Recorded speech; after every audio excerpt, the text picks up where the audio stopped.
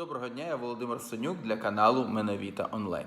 США утримуються від прийому України в НАТО до наших наступних президентських виборів, а Росія тим часом утримається від масштабних військових дій проти України.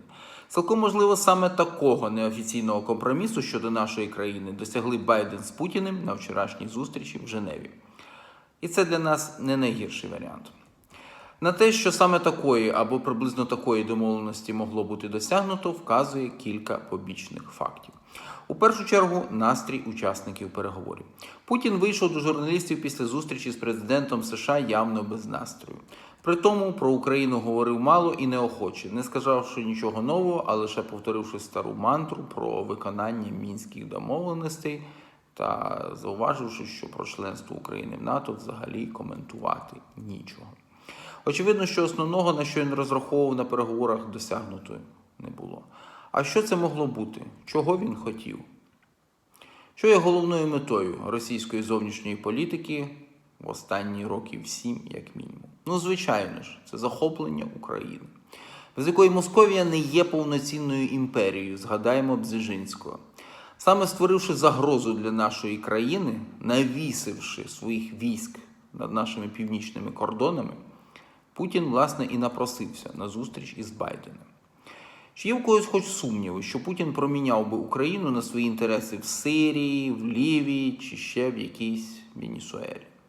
Я думаю, що немає ні в кого. Він би охоче пішов би з будь-якої гарячої точки, тільки б йому дали захопити Київ, матір городів руських. З цією пропозицією він і приїхав до Байдена. І явно отримав від коша. Про що президент США повідомив пресі, коли згадав про непохитну підтримку США, суверенітету і територіальної цілісності України. Звідси й той ображено-похмурий настрій господаря Кремля. В той час, як американський президент вийшов до преси в настрої просто таки чудовому.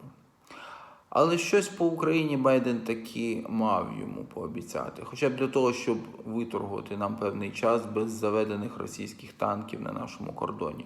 Оскільки Путін сам ніколи не приховував, наскільки його турбує можливе наше членство у Північно-Атлантичному альянсі, відповідь напрошується сама собою. Йому могли пообіцяти не приймати нас поки що в НАТО.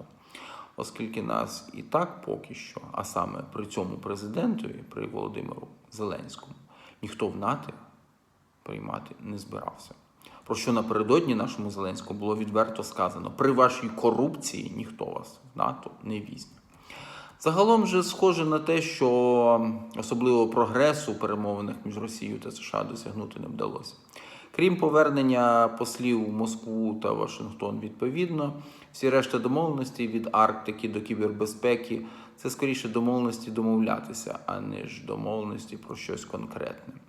І загальний тон Путіна при спілкуванні з пресою, який практично по всіх питаннях двосторонніх відносин детально розказав, як американці неправі і як праві росіяни, з акцентом на те, що, бачите, Росія також одна з двох дуже потужних і сучасних ядерних держав, говорить про те, що особливих компромісів, за наш рахунок в тому числі, там досягнуто не було.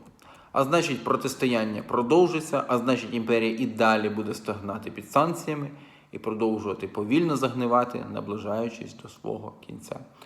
Такий от невеличкий, оптимістичний післясмак. Дякую.